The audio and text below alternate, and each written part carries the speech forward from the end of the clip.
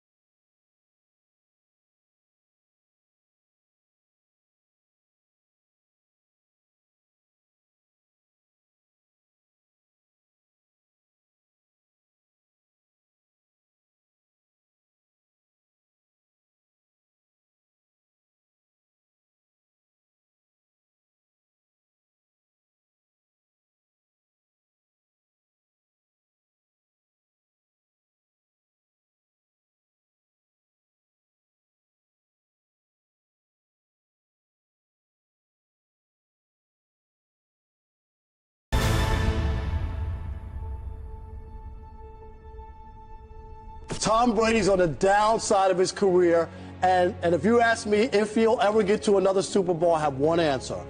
No way, no how. Does he wow you throwing the ball? There were some other guys that could shoot it, and he had just an okay arm. At the combine, when you watch Tom, you saw this tall, gangly looking kid, looked like having ever seen a weight room. Ran a 5.2 something. One of the slowest quarterbacks in the combine. This is the draft report on you. Basically, it goes poor build, skinny, lacks great physical stature and strength, lacks mobility and ability to avoid the rush, lacks a really strong arm, can't drive the ball downfield, does not throw a really tight spiral. System-type player who can get exposed if forced to add lift. and gets knocked down easily.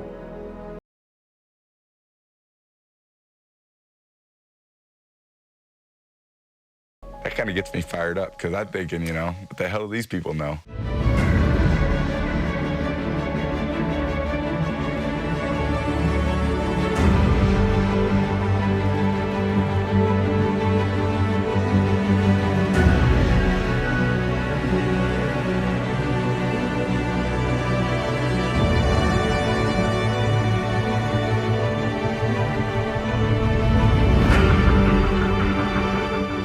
A lot of people don't believe in you. Is obvious by, 6 other quarterbacks taken and 198 other picks. And I always felt, you know what, once I get my shot, I'm gonna be ready. I'm gonna really take advantage of that. It's gonna be a great comeback, guys! It's gonna be a great comeback! Hey, rise up! Hey, take it to another level, all right? Michigan is continuing to try to get Henson more and more opportunities to go out there and get experience because his upside is so much higher than Tom Brady's. I never played football until my freshman year, and as a freshman, I was the backup quarterback on a team that was 0-8. He wasn't deemed good enough to play one offensive play as a quarterback. There were 7 guys on the depth chart when I got there. The only reason why I played my sophomore year was because the kid who was the freshman quarterback stopped playing because I'm not playing football anymore. So I was like, I guess I'm gonna play. And I always had a decent arm, but I just really took to the game. Against Penn State, Michigan trailed by 10 in the final minutes. Middle's open, reaches for the touchdown, Michigan. And the legend of the comeback kid was born. Turns it and in, touchdown, Tom Brady. He was skinny, slow, right? Too pretty to be a football player. But he was smarter than everyone. And he studied night and day and night. Nobody works harder than Tom Brady. We were led to believe that he was going to be drafted, possibly second round, probably third round. You see, so-and-so get picked, and then there's 9 more picks gone until one team that you think was interested. You get pretty anxious. It was hard. I remember taking a walk with my dad and mom around the block.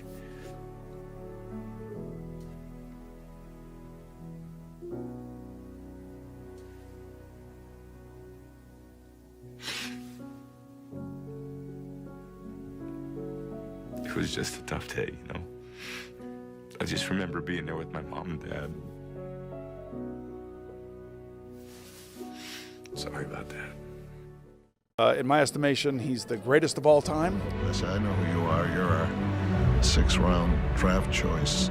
And I always remember he looked me like a laser eye to eye, and he said, "That's right, and I'm the best decision this organization has ever made." He's not the biggest. He was never the strongest. He was never the fastest. He was overlooked. He went in the 6th round.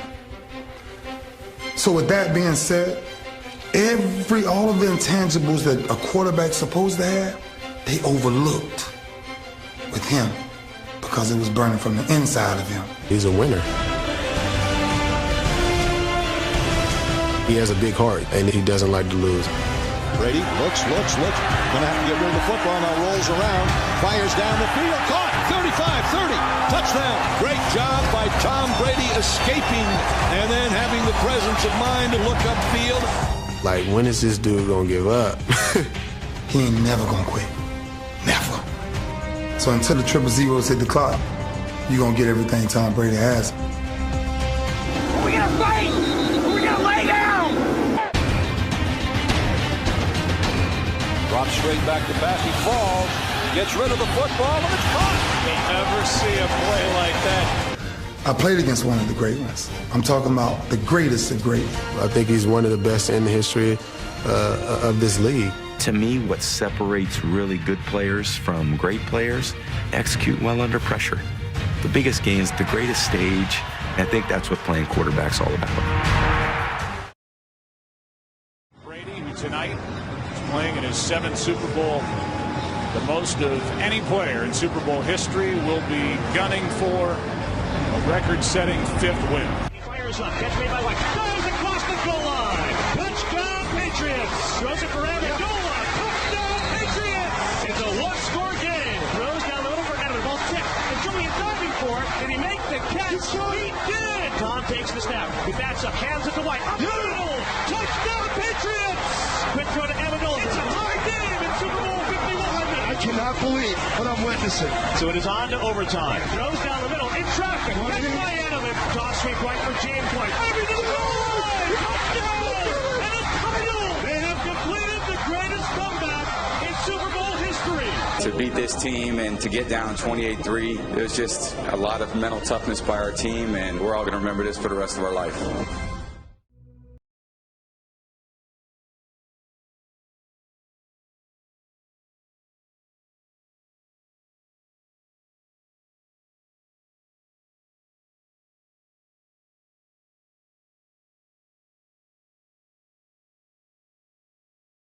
I hear this all the time. As a matter of fact, I love it when someone says that no one has ever done this before, because then when I do it, that means that I'm the first one that has done it. And I said to my family, I want to be a bodybuilding champion. Now you can imagine how that went over in my home in Austria. My parents, they couldn't believe it. They would have been just happy if I would have become a police officer like my father, or married someone like Heidi, who had a bunch of kids and ran around like the Van Trapp family in Sound of Music. That's what my family had in mind for me, but something else burned inside me. Something burned inside me. I wanted to be different. I was determined to be unique. I was driven to think big and to dream big. Everyone else thought that I was crazy. My friend said, if you want to be a champion in a sport, why don't you go and become a bicycle champion or a skiing champion or a soccer champion? Those are the Austrian sports. But I didn't care. I wanted to be a bodybuilding champion and use that to come to America and use that to go into the movies and make millions of dollars. So pay no attention to the people that say it can't be done. After all, I remember that after I was finished with my bodybuilding career, I wanted to get into acting and I wanted to be a star in films. You can imagine what the agents said when I went to meet all those agents. Everyone had the same line, that it can't be done. The rules are different here. Just look at your body. You have this huge, monstrous body and overly developed that doesn't fit into the movies. You don't understand. This was 20 years ago, the Hercules movies. Now there's the little guys that are in. Dustin Hoffman, Woody Allen, Jack Nicholson. And the agent also complained about my accent. He says, no one ever became a star with an accent like that, especially not with a German accent. And yes, I can imagine with your name, Arnold Schwarzenschnitzel or whatever the name is, on a billboard. Yeah, that's going to draw a lot of tickets and sell a lot of tickets. Yeah, right. So this is the kind of negative attitude they had, but I didn't listen to those rules. Even though they were very nice and they said, look, we can get you some bit parts. We can get you to be, playing a wrestler or a bouncer. Oh, maybe with your German accent we can get you to be a Nazi officer in Hogan's Heroes or something like that. But, I didn't listen to all this. These were their rules, not my rules. I was convinced I could do it, that if I worked as hard as I did in bodybuilding, 5 hours a day, and I started getting to work, I started taking acting classes, took English classes, took speech classes, dialogue classes, accent removal classes I even took. And finally I broke through. And I started getting the first parts in TV, Streets of San Francisco. Lucille Ball hired me. I made Pumping Iron, Stay Hungry, and then I got the big break in Conan the Barbarian. And there the director said, if we wouldn't have Schwarzenegger, we would have to build one. Now think about that. And then when I did Terminator, I'll be back. Became one of the most famous lines in a movie history, all because of my crazy accent. Now think about it. The things that the agent said will be totally a detriment and will be impossible for me to get a job, all of a sudden became an asset for me. All of those things, my accent, my body and everything. So it just shows you never listen that you can't do something. And you have to work your way up, of course, run for something else first. I mean, it was the same when I ran for governor. The same lines that you have to work your way up, it can't be done. And then, of course, I ran for governor, and the rest, of course, is history. They said you have to start with a small job as mayor, and then as assemblyman, and then as lieutenant governor, and then as governor. And they said, that's the way it works in a political career. I said, I'm not interested in a political career. I want to be a public servant. I want to fix California's problems and bring people together and bring the parties together. So, like I said, I decided to run. I didn't pay attention to the rules, and I made it, and the rest is history.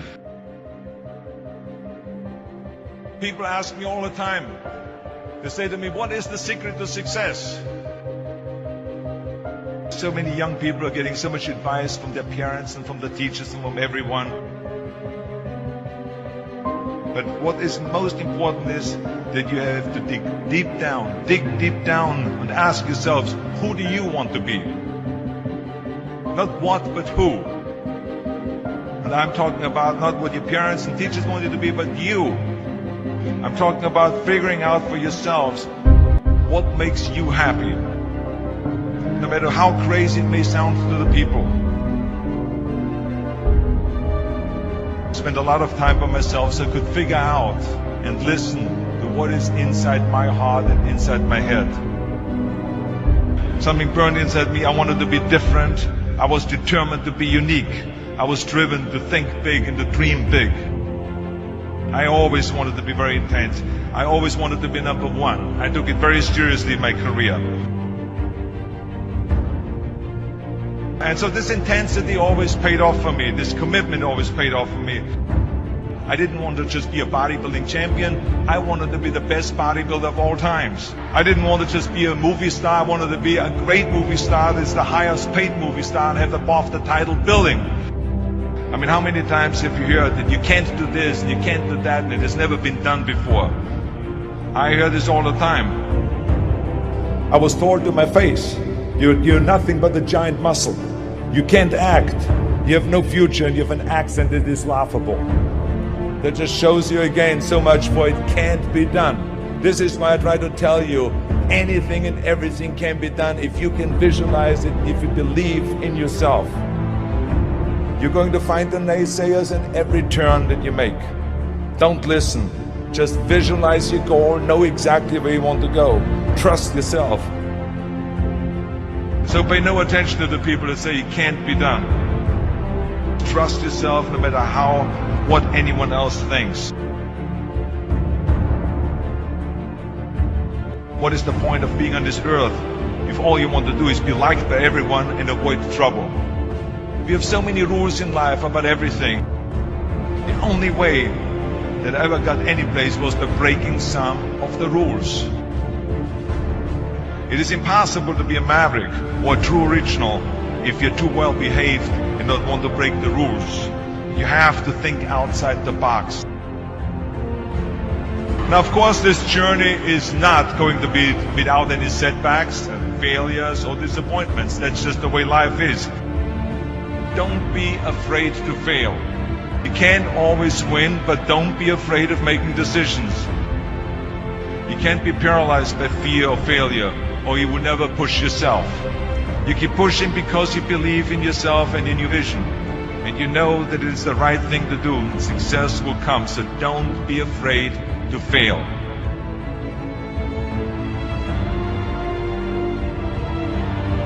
I always believe leaving no stone unturned. That's what makes you a champion.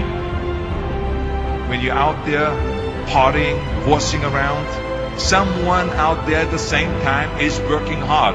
Someone is getting smarter and someone is winning. You never want to fail because you didn't work hard enough. But if you want to win, there's absolutely no way around hard work. No pain, no gain. Whatever path that you take in your lives, you must always find time to give something back. Something back to your community, give something back to your state or to your country. Tear down that mirror. Tear down that mirror that makes you always look at yourself. And you will be able to look beyond that mirror and you will see the millions of people that need your help. Reaching out and helping people will bring you more satisfaction than anything else you've ever done. Trust yourself, break some rules, don't be afraid to fail, ignore the naysayers, work like hell, and give something back.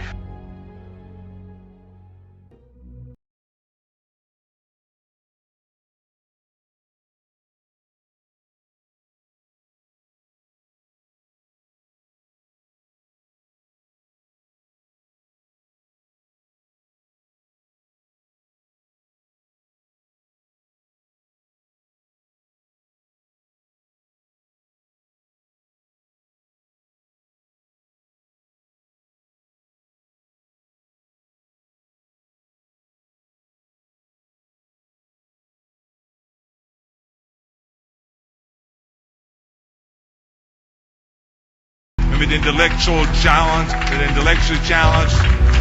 and she did not take no for an answer. And the same is when you look at Barack Obama. I mean, imagine if he would have listened.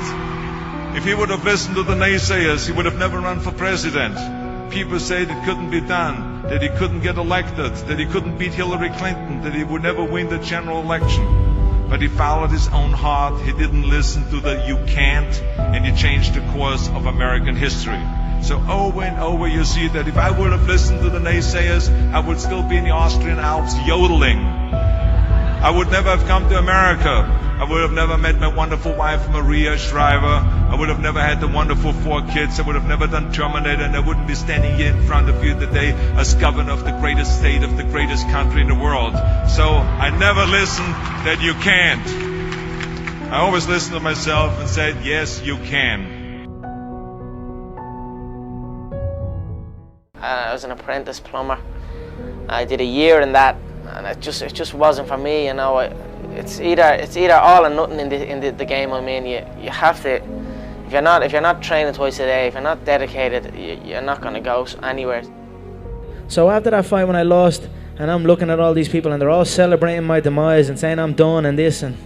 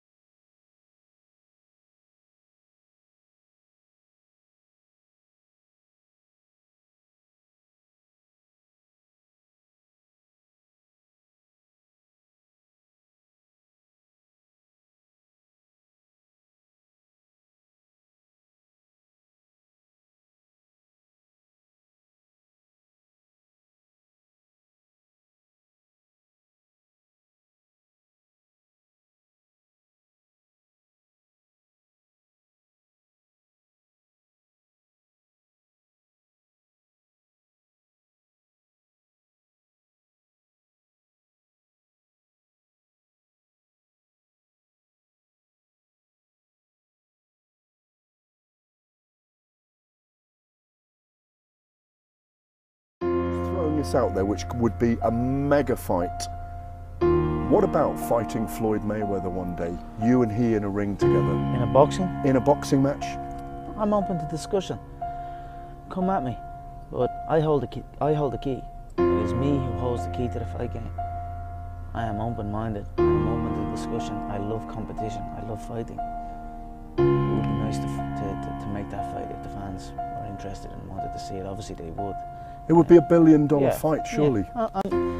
I'm all about them numbers, Gareth, so I would certainly do that, no problem. When you're chasing your dream and when you're working hard, chasing something you love and completely dedicated, it just happens. You can't really notice it. You know, even still to this day, I'm in an amazing position in my life, but I'm still working like I'm not.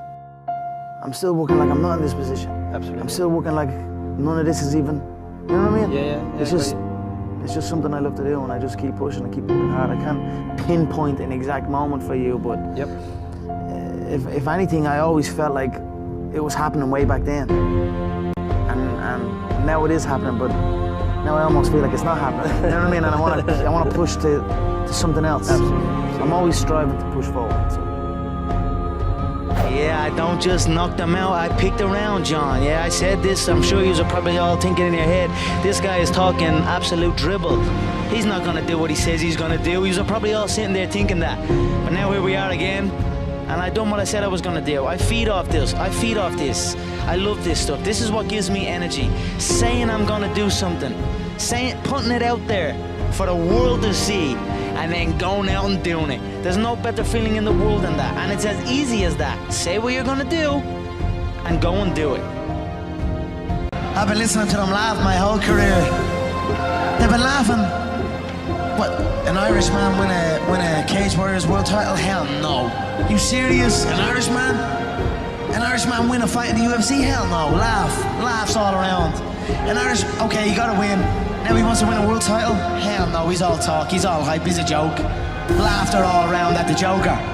Then the Joker goes and wins the world title. Now he wants to win a second world title. More laughter.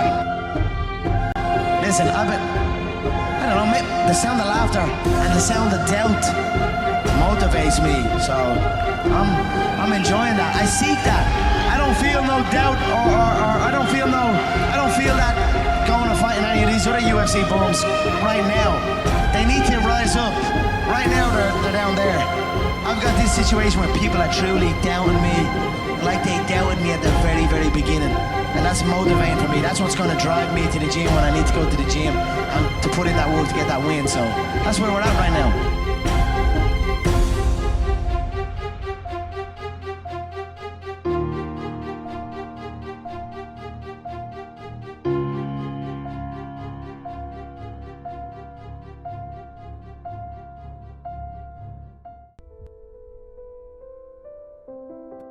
So you don't think you can? You don't think you can do it? Think again. No, you can. If you haven't done it, keep striving. Keep working. Don't let up. Things don't come easy. You gotta find it, whatever it is, within yourself. Don't quit. Don't quit. Don't quit. So, just because you fail doesn't mean you're a failure, all right?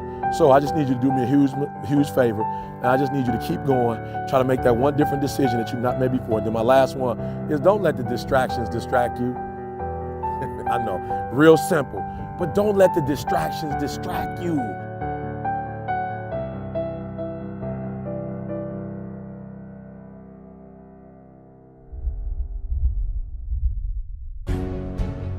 Failure is not an option. When you go into it, I want you to go into everything you do, listen to me, as if failure is not an option, all right? It's not a button. It's not a label. It does not exist. You can do it. Don't let nobody steal your dream. I used to ask myself, can I do this? And something said within me, you're the one. You're the one.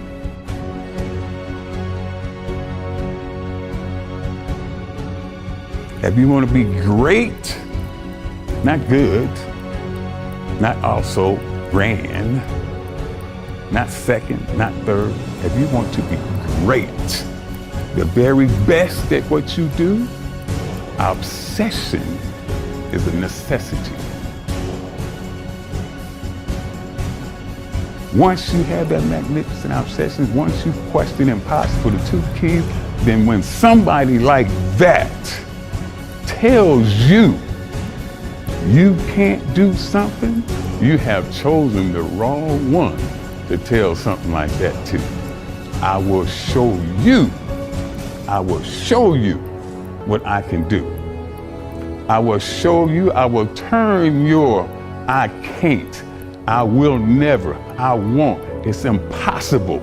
I will turn it around and I will show you that I can do anything.